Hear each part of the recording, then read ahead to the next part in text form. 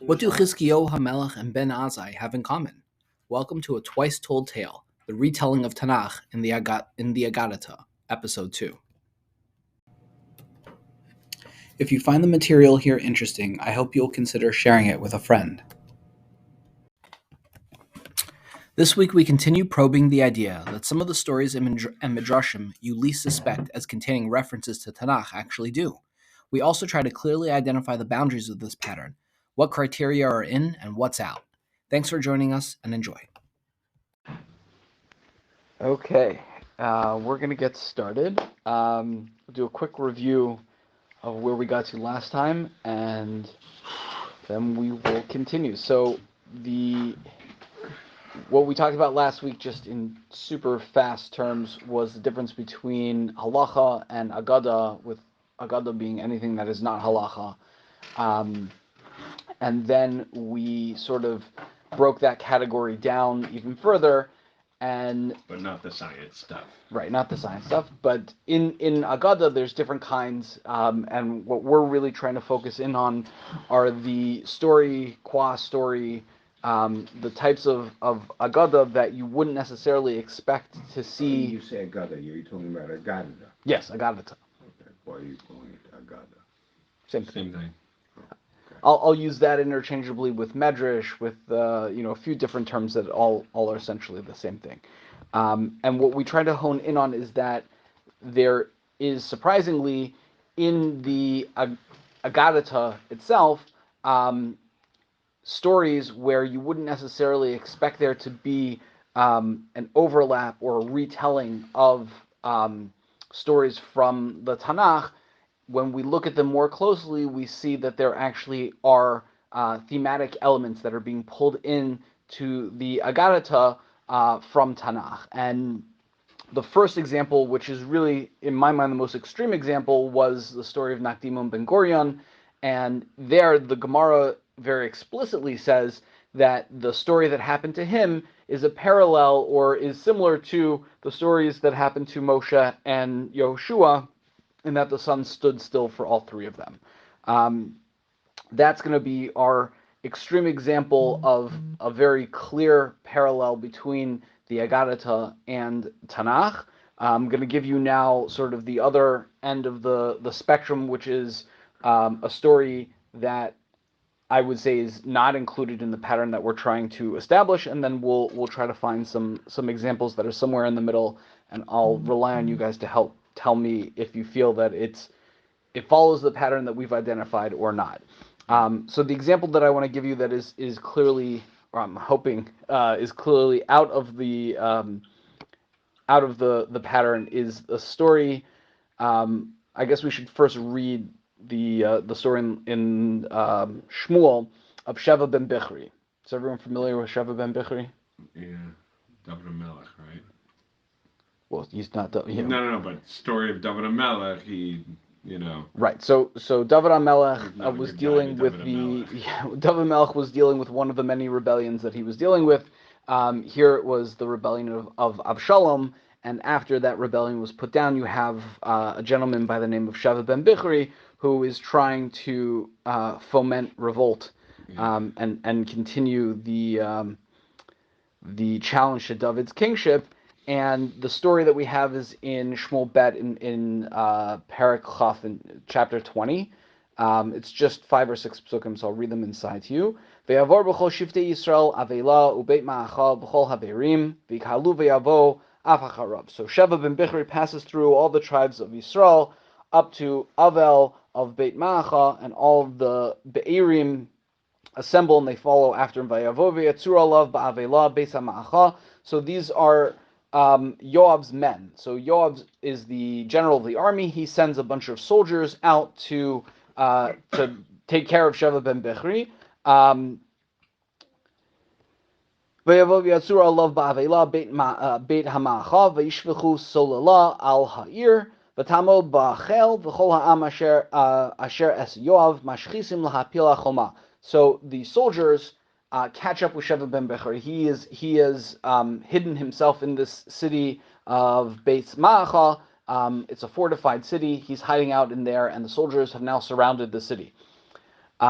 So this doesn't look too good for the people in the city, and they don't know they don't know what's going on.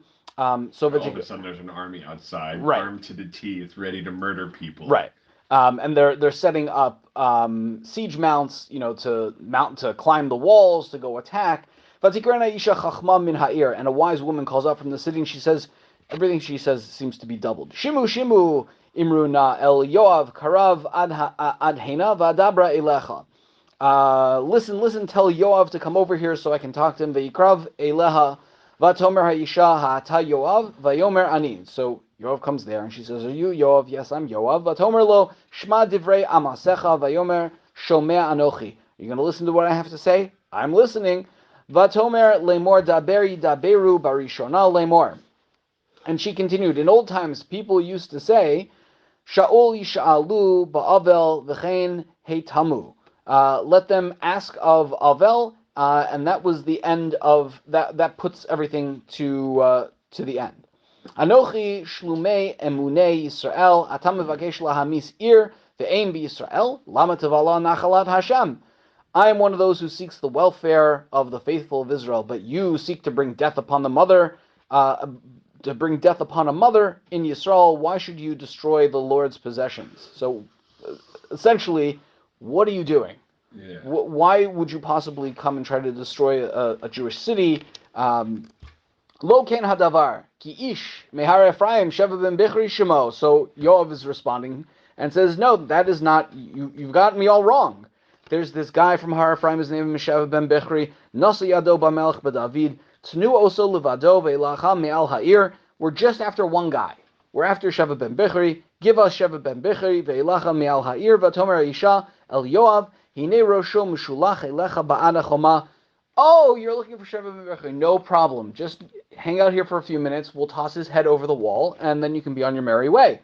V'tavo Isha el kol ha'am b'chachmata. And then the woman comes back with her cleverness, vayichrasu as Rosh Sheva ben Bichri, vashlichu el Yoav, and they chop off the head of Sheva ben Bichri. They throw it over to Yoav, vatikaba shofar. They blow the shofar, yafutzu me'al ha'ir, and everybody disperses. Lo havav, Yoav shav Yerushalayim el Hamelech, and Yoav returns to the king in Yerushalayim. Okay, here endeth the story of Sheva ben Bichri in more ways than one. The Gemara is having a halachic discussion, and that Gemara is in the Yerushalmi in Trumos, chapter 8, halacha dalet. And the Gemara wants to know, what do you do if let's say a troop of Goyim come to a Jewish city and say, give us a Jew or we will kill all of you? Do you A, give up a Jew, or B, allow the whole city to be killed? What are our thoughts on this halachic predicament? This is brought down in medical halacha frequently. Interesting. Why is that? Because, so you could make an argument, especially like, for example, by organ donation. You could make an argument that we sacrifice one person for parts. We could save a lot of lives, guys. Right. Right. So We do that all the time in China. We're talking about, you're right, but the thing is, so it's part of the case law that's brought down in terms of like whether to permit or to forbid, Okay. But my understanding is, generally speaking. Okay, we'll put a pause on that. Generally speaking, you're not supposed to like if Not they say to? yeah. Okay. What do you hold? But that being said, yeah, if it's a specific person or not, it's different, right? You guys are holding. Fantastic. Tani, sios b'nei adam shahayu mahalchim b'derech ufagu lahem goyim. So there's a group of people that are traveling, and they bump into these goyim va'amru, and the goyim say, "Tnu lanu echa mikem v'neharogo." So the imlav harei anu hargimes kulchem. Give us a Jew, or we're going to kill all of you. Afilu kulan neharogen. Even if all of them are killed, al yimsru nefesh achas miYisrael. Do not give up even one soul of the Jewish people. Welcome. Because who says your blood is redder than theirs? Right. Yichadu lahem echad, but if they identify one individual, Kigon Sheva ben Bichri, like we had the story where the soldier said, we're not after the whole city, we're after Sheva ben Bichri, then Yimsaru oso va'al yaharegu. Then you give up that one individual and don't allow everybody else to be killed. Amar Reb Shimon ben Lakish, v'hu shechayev misa keshev ben Bechri. Well, wait a minute. We don't just stop and give up the Jew. It happens to be that Sheva ben Bechri, the case that you cited, is a guy who was chayev misa because he rebelled against the king. Reb Yochanan Amar, afal pisha eno chayev misa keshev ben Bechri. Even if he's not chayev misa like Sheva ben Bechri, if they identify a specific person, you're allowed to give up that one individual to save the lives of everybody else. Ula Bar Koshev, Tivate Malchuse. So there was this guy named Ula Bar Koshev, and he was wanted by the government for some capital offense. I think it was counterfeiting, wasn't it? Sure. Arak va'azel le lelod gabe Reb Yoshua ben Levi. So he goes and hides out in the city of Lud by Reb Yoshua ben Levi. Asun va'akfun midinta. So they came and surrounded the city and laid siege. Amar lehem in leis asun yahavun le lan anon machrivim midinta. So if you don't give up this one guy, this guy Ula, then we're going to destroy the whole city. Salagabe Reb Yoshua ben Levi ufaisua v'yahavalon. So Reb Yoshua ben Levi basically convinces the guy to give himself up, and that is exactly what he did. The guy Ula gave himself up, and the counterfeit. there you go, and that was the end of the siege, and that is our story from the Gemara to illustrate this concept of if an individual is identified and wanted for a capital case, so then you can give up that person in order to save the lives of the rest of the people in the city. So the reason I would argue to you that this is not a case that fits into our pattern is because the reference to the story in Tanach is essential to understanding the story, right? You can't have the halacha without Sheva ben Bechri. This isn't a case where in order to this is a case precedent. Right, it's necessary. It's not thematically similar. Correct. It's necessary. It's not incidental. It's not there in order to. It's not a stylistic choice. It's a logical choice. You couldn't tell the story without reference to Sheva ben Bechri, and that is why I think it is outside of our paradigm. And just for completeness' sake, the Gemara continues that Rabbi Yoshua ben Levi was it was frowned upon what he did. He used to be visited by Eliyahu Hanavi, but after he did this, Eliyahu Hanavi refused to visit him, and he asked why, and Eliyahu Hanavi says, look, just because that's the halacha doesn't mean that a chassid like you should be the guy to go convince someone else to give up their life. So that's kind of, I guess, where it would veer off from the wise woman and what she did versus Rabbi Yoshua ben Levi. Who is this wise woman? Is she identified in any? Not identified here. Right, because I mean, I want to know, how'd she manage to capture him and They have their ways. Okay, so now what I'd like to do is start sharing some examples with you and talking through whether or not we think they fit into this pattern. And I want to show you different ways that I think it plays out. The first is what I will call biographical. So here what we're going to do is take the biography of a person in Tanach and compare it to how in the Aggadah, in the Aggadah, Chazal look at the biography of a different person and try to see if there are patterns in the Tanaic biography that remind us of a character from Tanach. And the two. The Ramami Bano. No Gilgal, no stuff above my pay grade. Okay. The two people I'm going to put together for you tonight are Hizkiyahu and Ben Azzai. Anyone familiar with Hizkiyahu Hamelech? One of the most righteous kings. Of the most righteous kings, right. Yes. Made a mistake in showing off the treasures of the Beit HaMikdash. Yes, we're going to get to that. Wound up, davening to Hashem, when things were really, really bad. Yeah, why did things get really bad?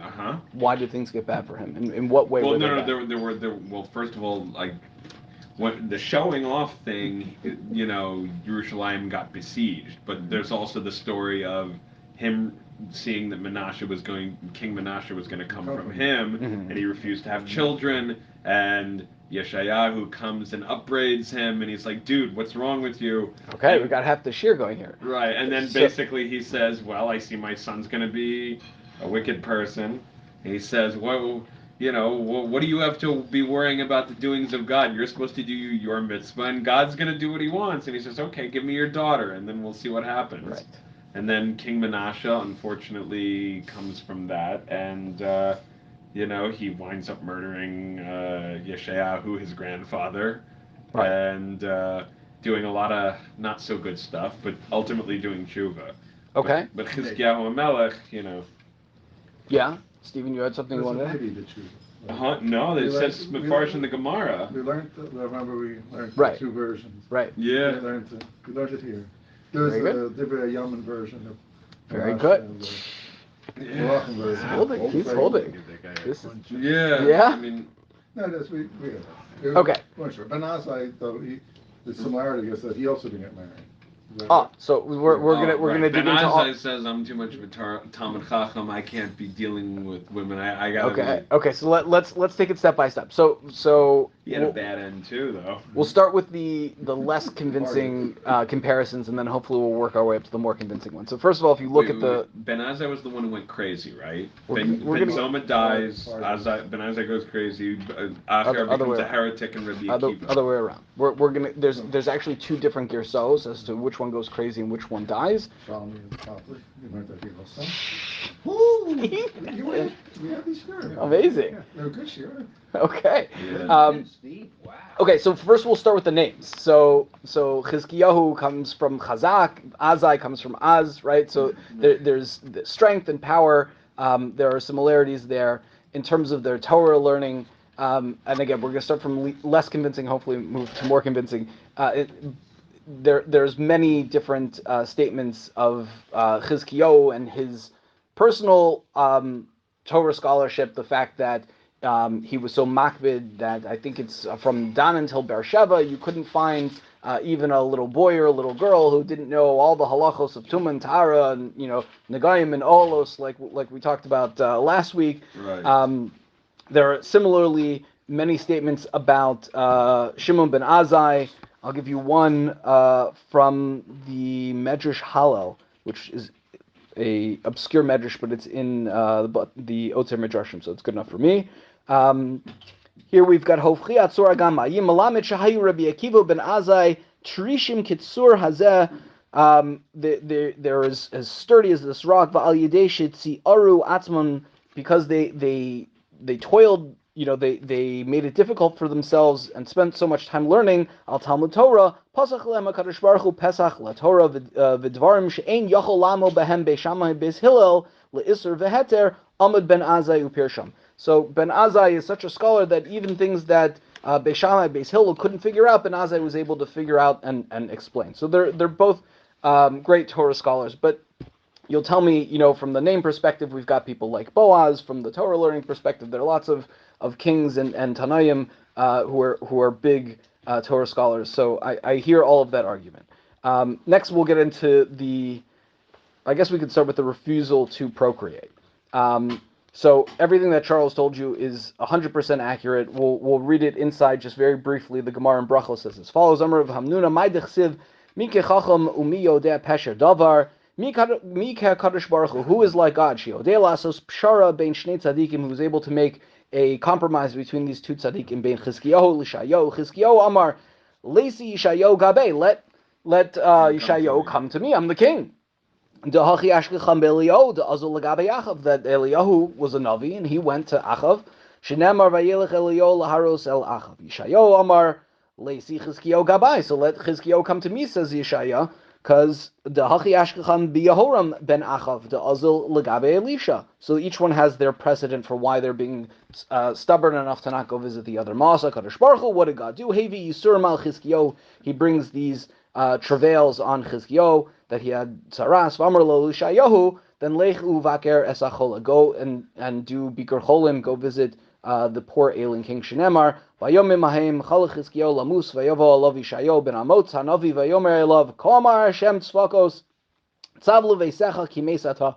Get your affairs in order because that's it. You're going to die, velo tichya, and you will not live. My mace atav velo tichya. Why the double language? You're going to die and you won't live. Mace atav olam hazeh velo tichya olam haba amar lei. So Hizkiyahu hears this prophecy of doom. And he says, "My kulehai. What's this all about? Amar lei mishum de lo asakta beprivya v'rivya, because you were not involved in being fruitful and multiplying. Amar lei mishum de chazei li beruach hakodesh, because I saw through prophecy de nafki minai. Binin de lo malu, that I'm going to have children who are not going to be not virtuous. Amar le bahada kisri de Rahman lamalach.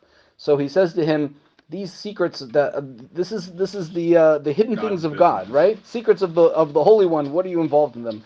Ma de mifkadeta I boilach lemavad, ma de nicha kamei kuchabrichu leavid. What you need to do. You should take care of your responsibilities and let God handle the results from that. Amar le hashta havli barteich afshar the garments chusa didi v'didach. So fine, then give me your daughter. Maybe between your zchus and my zchus and her zchus, we'll be able to overturn the gzer. V'nafki minai binin demalu, and they'll have good kids. Amar le kvar nigzer gzera amar le ben amotz kalan nevuasecha v'tzei. So Yeshaya says it's too late. There's already been a decree, and Hizkiyahu says, if that's the case. Yeah, he says, take your prophecy and get out of here. Yeah. Okay, so you have... Well, you got to finish the thing. I have a tradition. Right. That even that there's no such thing even with a sharp sword. Correct. Okay, so that's the story. That's my favorite line from the thing. I didn't realize. So that if a sharp sword rests on the neck, a person should still daven for never mercy. right, never despair. Right, never despair. So that is the story of Hizkiyahu refusing to procreate, and we have the same thing by Shimon ben Azzai. The Gemara in Yevamos on 63b. Tanya Rabbi Elazar Omer, Kol mi she'ein osek beprivya v'rivya, anybody who doesn't involve themselves in being fruitful and multiplying, kilu shofech damim, it's as if they committed murder. Shenemar shofech dam adam ba'adam damo yishafech. There's a great chiasm for you inside of one pasuk. Uksiv basrei v'atem pru'revu. So the Torah puts those two statements together, shvichus damim and pru'revu. So you see that not being mekayim one is as if you've been mekayim the other. Ben Azzai Omer ki ilu shofech damim. Not only is it murder, umemayet hadmus, and it diminishes the appearance of HaKadosh Baruch Hu kaviyachol. Amru Lola ben Azzai. So what do they respond to Ben Azzai? Look who's talking. Yesh na dorish v'na mekayim. There are some people who expound in a beautiful way, and they are mekayim what they expound in a beautiful way. Na mekayim v'ein na dorish, and there are some people who have beautiful mices. They fulfill things beautifully, but they're not such good darshanim. V'ata na dorish v'ein na mekayim. But you expound very well, but you don't fulfill it yourself. Amr lehem Ben Azzai says, Uma esa, shenafshi chashka b'Torah, after l'olam she'izkayim al yidei acherim. What can I do? My soul is bound up with Torah. It's let other people fulfill that mitzvah. I'm too busy learning Torah. To the best of my knowledge, there are no other kings or tanoim that we have these statements. Right? There are no other kings who refuse to procreate. There are no other tanoim who refuse to procreate. Not only that, it's not only did he refuse to procreate, he even refused to get married. Who, Ben Azzai? Yeah, that's my so there's a Gemara in Ksuvas that seems that he was engaged to Rabbi Akiva's daughter, but never consummated the marriage. Right. To me, that's like a big red flag that puts a separation between the two persons. Right. Hizkiyahu is willing to get married. Right. Those you have to think of are Aaron Onan. They refuse to put Yeah. For sure. Interesting that they use Hashem as sort of the.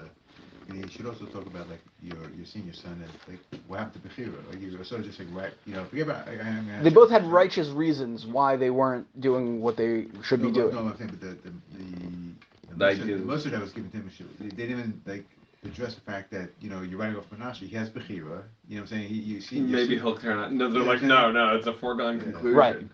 Right. It's also, I think I should have pointed this out earlier when you mentioned it. One of the things we do a lot, and I don't think it's wrong to do, but we should be aware that we do it, is we read a Gemara and how the Gemara explains a story in Tanach, and then we reread that into Tanach. Right. Right? Which isn't there. Right. It's not necessarily there. It's an interpretation, and it's an important interpretation. But if it's not in the text, it's important to know what's in the text and what's not in the text. And then the other connection we have is also what was mentioned, which is why was Hizkiyahu punished in the first place? So that is in Malachim Bet Parag Chaf Pasuk Yud Gimel, which says as follows. So Hizkiyahu is the delegates come to Hizkiyahu, and he shows off basically more than what he should. He's showing them either the Kodesh HaKadoshim or areas of the royal treasury that had all kinds of things that were supposed to remain hidden. V'yishma aleim Chizkiyahu v'yarem es kol beis nechosa es hakesef v'es hazahav v'es habsomim v'es shemen hatov v'es beis kelav v'es kol asher nimtza ba'osrosav. Lo haya davar asher lo harem Chizkiyahu v'beiso v'bechol memshalato. Chizkiyahu heard about them, and he showed them all his treasure house, the silver, gold, spices, and the fragrant oil in his armory, and everything that was to be found in his storehouses. There was nothing in his palace or in all his realm that Hizkiyahu didn't show them. So that is why Hizkiyahu is punished. And Ben Azzai, similarly, is one of the Arba Nichnasu Lepardes. So there are, and we've seen this a long time ago as well, there are 4 people who enter into the Pardes, some sort of mystical experience. In the Girsa that we're going to favor, which I believe is the Yerushalmi Chagiga, it's Ben Azzai who is Hitzis Vametz, that he looked at something that was supposed to remain hidden, and because he was viewing something that was not supposed to be exposed, that's why he's the one that passes away. Why did they enter again? I forget. They're trying to have some sort of spiritual experience. They took the DMT, but they didn't have the spirit guide. Right. Too many spiders. So here we find that certainly in the last 2 comparisons, these are unique to each individual. The being punished for what Hizkiyahu was punished for, and similarly Ben Azzai is unique, right? And I'm curious to hear from you if you feel this is compelling, and if so, why it would be that Chazal are describing the biography of Ben Azzai as someone who is repeating patterns that we find by Hizkiyahu Hamelech. Who's saying this? I'm making the claim that in the biography of Ben Azzai, told across multiple stories, there are elements to his biography that are similar or repetitive of the same biographical components of Hizkiyahu. Okay. What do you feel about that? I think that they're a little bit too different for me. That's my feeling. The examples are too different, or overall their lives are a little so bit. I'm not saying that they live the same lives. Right. I don't know. I mean, there's plenty of examples. I mean, where the parallels are like, okay, I see this and I see that. But to me, not getting married and not having children are like 2 very different things. Like. Once. No, the focus in both was on not fulfilling the mitzvah of Pru. Right, I hear that. But that being said, like, Hizkiyahu, like the reasons and the rationale and like just the whole focus of the story, just the flavor doesn't they match. feel like different flavors to me. Okay. Okay, I agree. It's almost like when Moshe didn't want to come back to Sipporah, right? It was more on a Ruchnis level. Same thing with the Ben Azzai. Oh, that's interesting. I actually I feel like Ben Azzai is the lesser person in this comparison. Mm-hmm. I mean, not that I have anything, God forbid, like, I don't want to get visited by Ben Azzai in a dream, like, what a jerk I am and whatnot, but like, Hizkiyahu Hamelech. They say good things about people who get visited by Ben Azzai. I think you're supposed to be mitzapel chasida, something like that. Right, but you know what? I don't want him yelling at me in my dream. Okay. But like, like Hizkiyahu Hamelech, like the the thrust of his argument as expressed in Brachos is, I absolutely want to do this mitzvah. Like, I would drop my, drop what I'm doing. The only reason I'm reluctant is because I see that this is going to end badly. Like that I have this thing, it's going to end badly. I have this knowledge. And Azzai doesn't want to do the mitzvah. He's like, I don't want to. Yeah, like he's like, there's no negative consequence other than, oh, I'm gonna be busy with parenthood, so I don't get to be like that's totally different, like, motivations. Like, I understand you want to sit and be a bookworm because that's like your cheshek. Like, good for you. Like, if you don't want to daven, that doesn't. You're not putter from davening because you like learning Torah. You're not putter from sitting in a sukkah because you're like sitting in the base midrash. Right. You're not putter from doing the korban pesach or from any other mitzvah. Like. Totally don't agree. Totally don't agree. It's like anything else. If a person decides he's going to be a business person and he's going to use that money to give tzedakah or something, but that was his choice. His choice is and therefore he didn't have time, or he didn't have he felt like getting married would take away from his goal in life, which was learning Torah. I don't buy it. For the king to look and say, okay, this is going to tarnish my legacy, so I'm only going to do the mitzvah. I don't think he's going to tarnish his legacy. I think he's saying, look, because Lemaisa. Okay, I mean, I personally prefer the version that Menashe did tshuva, but like Lemaisa, like even according to that version, Menashe spread avodah zarah throughout, like, the entire thing of Israel, putting, like, doing things like he had relations with his mother just to upset God, like, He was a really bad dude. He put an avodah zarah in the Beis Hamikdash, in the Kodesh HaKadosh, like he erased the Torah essentially. Right. And like, okay, you know what? If you knew, okay, and you really knew that you're gonna have a kid who's a serial killer, God forbid, like not you, somebody. If somebody knows that they're gonna have a kid who's a serial killer and is going to murder people, okay, and you knew this for a fact, somehow you have a crystal ball or a this or that, you're gonna be like, I don't know, man. Like that lends a certain level of gaiva, because like you're not only going to control what you can do, but you're going to control generations and generations. No, but like you just do your part and let. I don't know. Back to Hashem. Let Hakadosh Baruch Hu take care of the rest. I know. I understand, but you know what? Okay. Like that's what I'm saying. That's why Ben Azzai was really saying, I'm just trying to control art. Meaning, I feel like I don't have the bandwidth to. So that was it. He's just trying to control himself. He's not trying to control the entire world and try other. Sorry, try generations. You know what? I don't think I'm just one little man. I'm just trying Lo alecha hamlecha ligmor. I don't know. I don't buy it. You know what? No, like, you know what? If I say Torah learning's the only mitzvah I care about, you're not a complete Jew. You're not acting within the rishus of halacha. Like, you're not normatively from. I don't think he said. I don't think he said what you said, which is, I'm not going to keep the mitzvah of sukkah. I'm not going to. It wasn't a blanket. I'm learning Torah and I'm not doing anything else. It was that specific. Right, but you know what?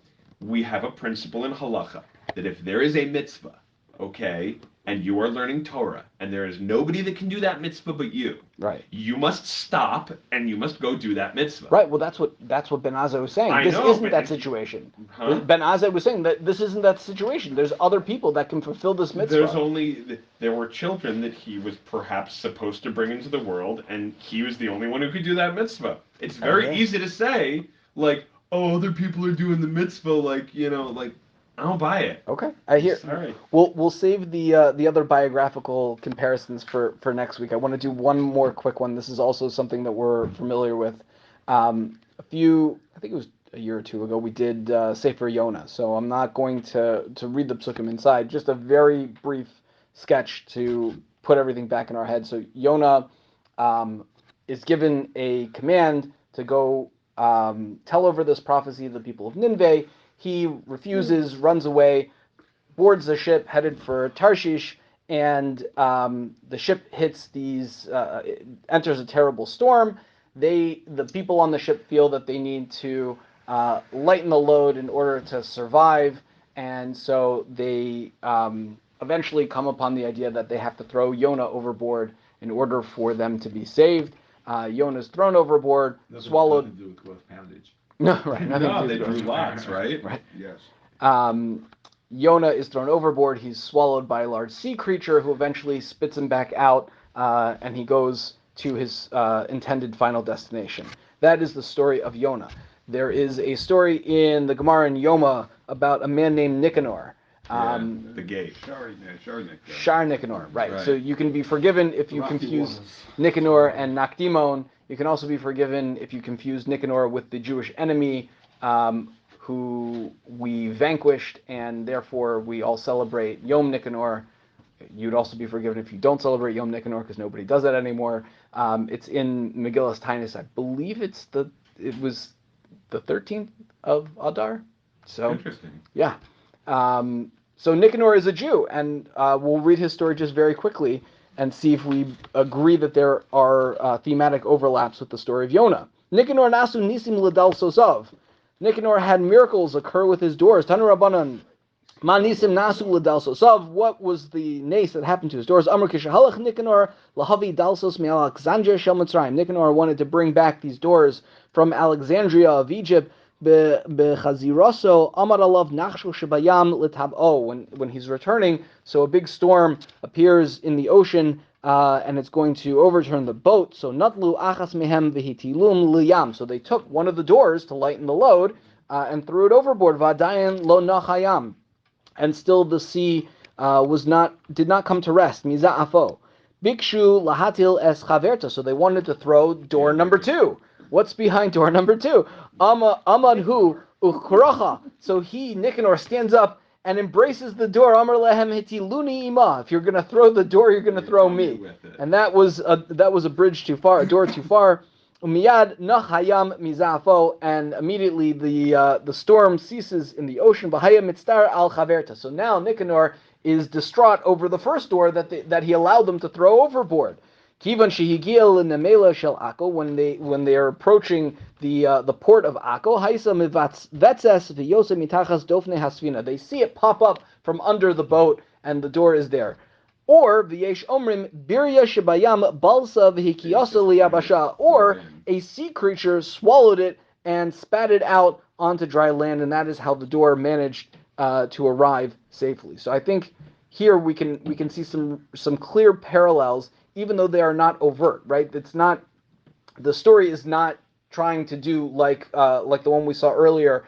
Here is a pasuk from Yonah, and here is its kiyum with the story of Nicanor. It's just very directly pulling thematic elements from the story of Yonah in the story of the doors of Nicanor. So I think that's I'm hoping that's a clear one, unless anyone has any disagreements.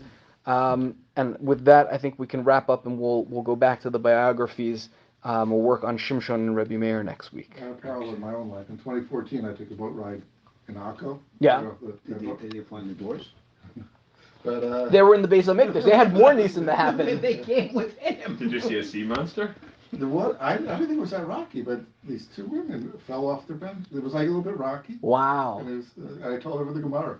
That's amazing. They fell over Off the bench onto the floor. Like,